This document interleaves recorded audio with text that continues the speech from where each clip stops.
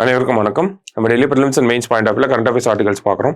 இன்னைக்கு என்ன important articles இருக்கு அப்படிங்கிறத பார்ப்போம். ஸோ இன்னைக்கு ஃபர்ஸ்ட் பார்த்தோம்னா சிந்துவெளி இந்திய வரலாற்றின் புத்தொலி அப்படின்னு சொல்லி கொடுத்துருக்காங்க. ஸோ என்ன அப்படின்னு பார்த்தோம்னா நமக்கு சிந்து சமவெளி நாகரிகத்தை பற்றி தான் இன்னைக்கு ஆர்டிகல் எல்லாமே இருக்க போகுது. ஏன் அப்படின்னு பார்த்தோம்னா இந்த நாகரிகம் இருக்கு அப்படின்ற வரலாறே தெரிய வந்த நாள் கிட்டத்தட்ட எக்ஸாக்டா 100 years பிஃபோர் இந்த நாளில் தான் தெரிய வந்திருக்கு. என்ன அப்படின்னு பார்த்தோம்னா 1924 செப்டம்பர் 20 ஒரு நிகழ்வு நடக்குது. என்ன நிகழ்வு அப்படின்னு பார்த்தோம்னா ஒரு லண்டன் பத்திரிகையில ஒரு ஆர்டிகிள் வெளியாகுது. தி இல்லஸ்ட்ரேட்டட் லண்டன் நியூஸ் அப்படிங்கிற இந்த பத்திரிகையில பார்த்தோம்னா எ ஃபர்காட்டன் ஏஜ் ரிவீல்டு அப்படின்னு சொல்லி ஒரு ஆர்டிகிள் வெளியே வருது. ஓகேங்களா, யார் இந்த கட்டுரையை எழுதுறாங்க அப்படின்னு பார்த்தோம்னா திரு ஜான் மார்ஷல் அவர்கள் எழுதுறாரு. ஓகேங்களா, ஸோ இந்த கட்டுரையின் மூலமாக தான் முதல்ல உலகத்துக்கு தெரிய வருது இந்த மாதிரி ஹரப்பன் சிவிலைசேஷன் அப்படிங்கிறது ஒன்று இருந்திருக்கிறது.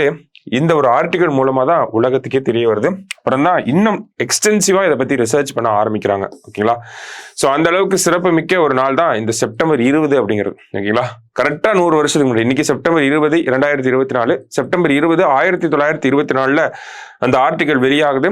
வேர்ல்டு ஃபுல்லா ஒரு பரபரப்பை ஏற்படுத்து. சரிங்களா, ஸோ அதனால இன்னைக்கு ஃபுல்லா நம்ம இன்னைக்கு ஆர்டிகல்ஸ் ஃபுல்லாவே நம்ம சிந்து சமவெளியை பத்தி தான் பார்க்க போறோம். சரிங்களா, வெளிச்சம் தந்த அறிஞர்கள். ஃபர்ஸ்ட் ஜான் மார்ஷல் பத்தி பார்க்க போறோம். ஓகேங்களா, 1902 பார்த்தோம்னா இவர் director general of archaeological survey of இந்தியாவுக்கு அதோட டைரக்டர் ஜெனரலா வராரு. ஓகேங்களா, ஸோ இங்கிருந்து பார்த்தோம்னா ஒரு 680 கிலோமீட்டர்ல மொஹஞ்சதாரோல அகழ்வாய்வு நடந்தது. ஓகேங்களா, ஸோ இந்த மொஹஞ்சதாரோ ஹரப்பா இது ரெண்டுமே ஒரே நாகரிகத்தை சேர்ந்ததுதான் அப்படின்னு சொன்னது இவரு தான். ஓகேங்களா, ஏன்னா 2 ஆய்வு பொருட்களையும் எடுத்து வச்சு பார்க்குறாரு. கம்பேர் பண்ணி பார்க்குறப்ப இவருக்கு அந்த ஒரு விஷயம் தெளிவாகவே புரிய வருது. இது ரெண்டுமே ஒரே நாகரிகம், ஒரே காலகட்டத்தை சேர்ந்த பொருட்களாக தான் இருக்கணும் அப்படிங்கிறது. சிந்துவெளி நாகரிகமும் வேதகால நாகரிகமும் இருவேறு சமூகங்களுக்கு உரியவை. சிந்துவெளி நாகரிக மக்கள் வேத காலத்தவருக்கு முற்பட்டவர்கள். 2 சமூகத்தினர்கள் பேசிய மொழிகள் தொடர்பற்றவை என ஜான் மார்ஷல் கூறினார். ஸோ வேதிக் ஏஜுக்கும் சிந்து சமவெளிக்கும் இருக்கக்கூடிய டிஃபரன்சஸை கரெக்டா லிஸ்ட் அவுட் பண்ணியிருப்பார். சரிங்களா, அதே மாதிரி சிந்துவெளி நாகரிகத்தின் அந்த ஒரு சிவிலைசேஷனுடைய தனித்துவத்தை சூப்பரா சொல்லியிருப்பாரு. அதே மாதிரி கம்பேர் பண்ணி நமக்கு ப்ரூஃப் பண்ணியும் காட்டியிருப்பார். சரிங்களா, அடுத்தது தயாராம் சாணி. ஓகேங்களா, இந்திய அகழ்வாராய்ச்சியாளர். சரிங்களா, இவர் தான் 1921 ஹரப்பா அந்த ரீஜன்ல போய் எக்ஸ்கவேட் பண்ணியிருப்பாரு. இவர் கண்டுபிடிச்ச பொருட்களை எடுத்து தான் ஜான் மார்ஷல் ஸ்டடி பண்ணியிருப்பாரு. அதை பேஸ் பண்ணி தான் ஹரப்பாவும் மொஹஞ்சதாரோவும் கிட்டத்தட்ட ஒரே சிவிலைசேஷனை சேர்ந்த ஒரு குரூப் ஆஃப் சைட்ஸ் அப்படிங்கிறத சொல்லியிருப்பார். சரிங்களா, அடுத்ததாக பார்த்தோம்னா ஆர்டி பானர்ஜி என்று அழைக்கப்பட்ட ரகல்தாஸ் பானர்ஜியும் ஜான் மார்ஷலின் குழுவின் புரிந்தவரே அப்படின்னு சொல்லி கொடுத்துருக்காங்க. ஓகேங்களா, ஸோ நம்ம ஹரப்பாவுக்கு தயாராம் சாணியோட பொருட்கள் எடுத்து பார்த்தார் அப்படின்னு சொன்னோம். அதே மாதிரி மொஹஞ்சதாரோவில் எக்ஸ்கவேட் பண்ணது யாருன்னா ஆர்டி பானர்ஜி. ஓகேங்களா, இவங்க எல்லாமே ஜான் மார்ஷல் டீம்ல இருக்கக்கூடிய ஆட்கள் தான். ஸோ அதை பேஸ் பண்ணி தான் கம்பேர் பண்ணி நமக்கு ஒரே சிவிலைசேஷனை சார்ந்த பொருட்கள் அப்படிங்கிறதெல்லாம் நமக்கு சொல்லியிருப்பாங்க. ஓகேவா, ஸோ இவங்களெல்லாம் தாண்டி வேற யார் இருக்காங்க அப்படின்னு பார்த்தோம்னா அஸ்கோ பார்போலா. ஓகேங்களா, இவர் பார்த்தோம்னா பின்லாந்து நாட்டை சேர்ந்தவர். இவர் என்ன சொல்லியிருப்பார் அப்படின்னு பார்த்தோம்னா நமக்கு சிந்துவெளி வரி வடிவத்தை புரிந்து கொள்ளுதல் என்கிற நூல் அவருடைய நிபுணத்துவத்துக்கு சான்று. சிந்துவெளியில் பேசப்பட்ட மொழி இன்றைய திராவிட மொழிகளுக்கு முன்னோடியாக கொள்ளத்தக்கது என்கிற கருத்தை அவர் முன்வைத்தார். ஓகேங்களா, ஸோ டிசைஃபரிங் இந்த ஸ்கிரிப்ட் அப்படிங்கிறதா இவர் எழுதின புக். யாருன்னா அஸ்கோ பார்போலா. ஓகேங்களா, திராவிட மொழிகளுக்கு இணையான ஒரு மொழி அப்படிங்கிறத சொன்னதும் யாருன்னா இது அஸ்கோ பார்போலா தான். சரிங்களா, வேற என்ன இவரை பத்தி நம்ம தெரிஞ்சுக்கணும் அப்படின்னு பார்த்தோம்னா ஐரவாதம் மகாதேவன்.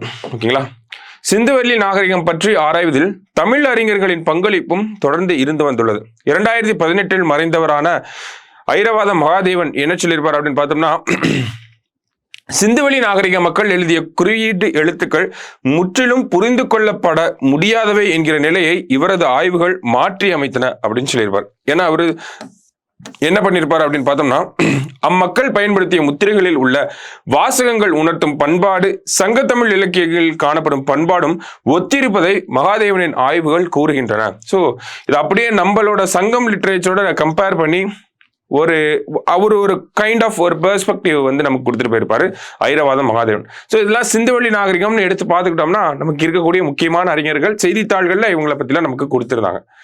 அடுத்ததா பார்த்தோம்னா தனித்துவ அடையாளங்கள் அப்படின்னு நமக்கு சொல்லியிருக்காங்க. ஓகேங்களா? ஸோ சிந்துவெளி நாகரிகம் அப்படின்னு பார்த்தாலே ஒரு இடம் ஒரு நாகரிகமா வளர்ச்சி அடையணும் அப்படின்னா அதுக்கு தனித்துவமான நிறைய விஷயங்கள் இருக்கணும், வெல் பிளான்டா இருக்கணும், அந்த மாதிரியான விஷயங்கள்லாம் நம்ம படிச்சிருப்போம். ஓகேங்களா? அப்ப செங்கற்கள் சுட்ட செங்கற்களால நிறைய விஷயங்களை இவங்க பண்ணியிருப்பாங்க இல்லையா? ஸோ அதனுடைய பேசிஸ் தான் இந்த இடத்துல நமக்கு கொடுத்துருக்காங்க. ஓகேங்களா? நம்ம ப்ரிலிம்ஸ் பாயிண்ட் ஆஃப் வியூல படிச்சிருப்போம் இல்லையா? அதுதான் இதுல ஃபுல்லாவே வரும். நமக்கு சுட்ட செங்கற்களை பயன்படுத்தி இருப்பாங்க, வீடுகள்ல பேர்ன்ட் பிரிக்ஸ் வந்து பயன்படுத்தியிருப்பாங்க, ட்ரைனேஜ் மேக் பண்றதுல பேர்ன்ட் பிரிக்ஸ் இருந்திருக்கும், கிரேட் பாத்ல பேர்ன்ட் பிரிக்ஸ் வந்து பயன்படுத்தியிருப்பாங்க. ஸோ அதை தான் இந்த இடத்துல கொடுக்க வராங்க. அடுத்ததா பார்த்தோம்னா பெருங்குளம், மொஹஞ்சதாரோவில் இருக்கக்கூடிய பெருங்குளத்தை பத்தி எல்லாமே கேள்விப்பட்ட ஒரு விஷயங்கள் தான். உடைகளை மாற்றக்கூடிய அந்த ரூம்ஸ்லாம் இருக்கும். அதே மாதிரி பார்த்தோம்னா ட்ரைனேஜ் ஃபெசிலிட்டி வந்து நல்லா இருக்கும், தண்ணியை ரீசைக்கிள் பண்ணிட்டே இருந்திருப்பாங்க. இந்த மாதிரியான விஷயங்கள்லாம் நமக்கு இருந்திருக்கும். ஓகேங்களா? ஸோ இதுல என்ன கொடுக்குறாங்க அப்படின்றத பார்த்தோம்னா சிந்துவெளி முத்திரைகள் அப்படிங்கிறத அடுத்து கொடுத்துருக்காங்க. ஸோ சிந்துவெளி முத்திரைகள் அவங்களுடைய சிலைகள் பத்தி, அவங்க அந்த மகாயோகி அந்த ஒரு வடிவம், டான்சிங் கேர்ள் ஸ்டாச்சு, இதை பத்திலாம் நமக்கு தெரியும் இல்லையா? ஸோ இவங்க என்ன பண்ணியிருப்பாங்க அப்படின்னு பார்த்தோன்னா இந்த மாக்களால் ஆன சிறிய அளவிலான அடையாள சின்னங்கள் அதிகமாக காணப்படும். ஸோ இந்த மகாயோகி சிலையெல்லாம் இருக்கும். அந்த மகாயோகி சிலைக்கு கீழே பார்த்தோம்னா காளை, எலிஃபண்ட், ரைனோசரஸ் இந்த மாதிரியான உருவங்கள்லாம் பொறிக்கப்பட்டிருக்கும் இல்லையா? ஸோ அதை பத்தி தான் நமக்கு சொல்ல வராங்க. மற்றபடி பார்த்தோம் அப்படின்னா பிரீஸ்ட் கிங் ஸ்டாச்சு பத்தி கொடுத்துருக்காங்க, அதான் பூசாரி அரசர் சிற்பம் அப்படின்னு சொல்லி. ஓகேங்களா? ஸோ மொஹஞ்சதாரோவில் கிடைக்கப்பட்டதுதான் இந்த பிரீஸ்ட் கிங் ஸ்டாச்சு. அவரோட அமைப்பை பத்தி நம்ம கொடுத்துருக்காங்க. அவர் வந்து ஒரு சைடு ஷால் போட்டிருப்பாங்க, கையில வந்து அந்த மணிகள் போன்ற ஒரு அமைப்பெல்லாம் இருக்கும். ஸோ இதெல்லாம் தான் நமக்கு சொல்லியிருக்காங்க. சரியா? வேற என்ன இருக்கு அப்படின்னு பார்த்தோம்னா டான்சிங் கேர்ள் ஸ்டாச்சு, இதுவும் மொஹஞ்சதாரோல கண்டுபிடிக்கப்பட்ட வெண்கலத்தாலான ஒரு சிலை தான். சரியா? இல்லை நம்ம ப்ரிலிம்ஸ் பாயிண்ட் ஆஃப் வியூல படிச்சிருப்போம், அதனால ஜஸ்ட் என்னன்றது மட்டும் பார்க்குறோம். ஓகேங்களா? அடுத்ததா பார்த்தோம்னா திசை திருப்பிய ஊர்கள் அப்படின்னு சொல்லி ஹரப்பன் சிவிலைசேஷனோட முக்கியமான சைட்ஸை பத்தி கொடுத்துருக்காங்க. ஓகேங்களா? ஃபர்ஸ்ட் பார்த்தோம்னா ஹரப்பா அப்படிங்கிறது நமக்கு தெரியும் ராவி நதிக்கரையோரத்தில் அமைஞ்சிருக்கு. சரிங்களா? இருந்தாலும் மெஜாரிட்டியா மேஜர் ஃப்ளோயிங் ரிவர் அப்படின்னு பார்த்தோம்னா சிந்து நதி தான். அதனால இது சிந்துவெளி நாகரிகம் அப்படின்னு நம்ம சொல்றோம். வெண்கல காலத்தை பிரான்ஸ் ஏஜ் தான், இது எல்லாமே நமக்கு தெரிஞ்ச விஷயம் தான். ஸோ இங்கே பார்த்தோம் அப்படின்னா நெற்களஞ்சியம் அப்படிங்கிறது இருந்திருக்கும், மக்கள் கூடும் அரங்கம் அப்படிங்கிறதெல்லாம் இந்த இடத்துல கண்டுபிடிச்சிருப்பாங்க. ஓகேங்களா? அடுத்ததா பார்த்தோம்னா மொஹஞ்சதாரோ. ஹரப்பா அப்படின்னு பார்த்தோம்னா பஞ்சாப் பாகிஸ்தான்ல இருக்கு. ஓகேங்களா? ஸோ ஹரப்பா அப்படின்னா நமக்கு இங்கிலீஷ்ல பரீடு சிட்டி அப்படின்னு கூட ஒரு டேர்ம் சொல்லுவாங்க. ஓகேவா? ஹரப்பா அப்படின்னா பரீடு சிட்டி அப்படின்னு நம்ம சொல்லுவோம். அடுத்ததா பார்த்தோம்னா மொஹஞ்சதாரோ அப்படின்னா நமக்கு மவுண்ட் ஆஃப் டெத் அப்படின்னு சொல்லுவாங்க. சரி, மவுண்ட் ஆஃப் டெட் அப்படின்னு சொல்லுவாங்க. ஓகேவா? இறந்தவர்களின் புதைமேடு அப்படின்னு சொல்லி கூட சொல்லுவாங்க.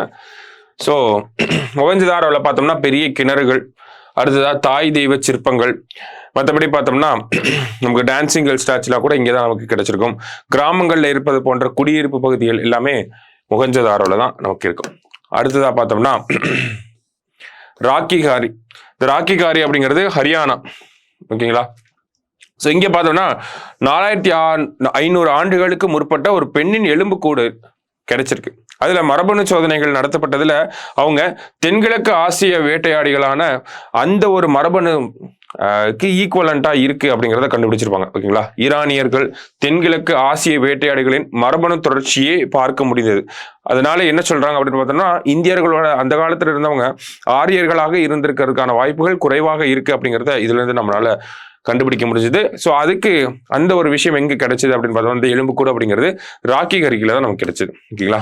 அடுத்து தோலவிரா பார்த்தோம்னா குஜராத்ல இருக்கக்கூடிய கட்ச் மாவட்டத்தில் இருக்கிறது தான் தோலவிரா. ஓகேங்களா? ஸோ இந்த ஊரை பொறுத்த வரைக்கும் பார்த்தோம்னா 3/2 பகுதி பார்த்தோம்னா கற்கோட்டையால பாதுகாக்கப்பட்டு இருந்தது. அதே மாதிரி சிற்றணைகள், மழைநீர் சேகரிப்பு தொட்டிகள் போன்றவற்றை நீர் சேகரிப்பு அமைப்புகள் எல்லாமே நம்ம தோலவிரால தான் பார்க்க முடியும். சரிங்களா? லாஸ்டா பார்த்தோம்னா நமக்கு லோத்தல் செயற்கை துறைமுகம் இருந்த ஒரு சிந்துவெளி நகரம் அப்படின்னா அது லோத்தல் தான். எங்க இருக்குன்னா இதுவும் குஜராத்ல தான் இருக்கு நமக்கு.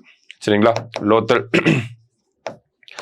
அடுத்ததா பார்த்தோம்னா அரபிக்கடலில் பயணித்த கப்பல்கள் கம்பாத் கொடா வரை வந்து தற்போது வறண்டுவிட்ட சபர்மதி ஆற்றின் துணையாறு வழியே லோத்தலை வந்தடைந்துள்ளன. ஸோ லோத்தலுக்கு எப்படி வந்திருக்காங்க, எப்படி அரேபியன் சீயோட கனெக்ட் ஆயிருக்கு அப்படிங்கிறத நமக்கு கொடுத்துருக்காங்க. ஓகேங்களா. ஸோ சிந்துவெளியோட போர்ட் இருந்தனால இந்த இடத்துல அதிகமான ஏற்றுமதி இறக்குமதி நடந்திருக்கு அப்படிங்கிற செய்திகளை நமக்கு கொடுத்துருக்காங்க. ஸோ பேசிக்கா இன்னைக்கு டிஎன்ஏல என்ன பார்த்துக்கோம் அப்படின்னா, ஸோ அந்த ஹரப்பன் சிவிலைசேஷன் வந்து நமக்கு ஒரு 100 இயர்ஸ் ஆயிடுச்சு கரெக்டா. ஓகேங்களா. அதை டிஸ்கவர் பண்ணி ஸோ அது பேசிஸ்ல நமக்கு ஹரப்பானா என்ன, அந்த சிவிலைசேஷன் பார்த்தீங்கன்னா பேசிக் இன்ஃபர்மேஷன் தான் கொடுத்துருக்காங்க. ஸோ இதெல்லாம் நம்ம ஆல்ரெடி ப்ரிலிம்ஸ் பாயிண்ட் ஆஃப் வியூல படிச்சிருப்போம். இருந்தாலும் ஜஸ்ட் என்ன அப்படிங்கிறத நோட் பண்ணிக்கோங்க. அந்த ஆர்டிக்கல் பேரு முக்கியம், அந்த ஆர்டிக்கலை யார் எழுதுனாங்க அப்படிங்கிறது முக்கியம், எந்த டேட்ல வந்துச்சுங்கிறது முக்கியம், எந்த நியூஸ் பேப்பர்ல பப்ளிஷ் ஆச்சு அப்படிங்கிறது முக்கியம். சரிங்களா. ஸோ அதை நல்லா பார்த்து வச்சுக்கோங்க. நாளைக்கு டீன் மீட் பண்ணலாம். தேங்க்யூ.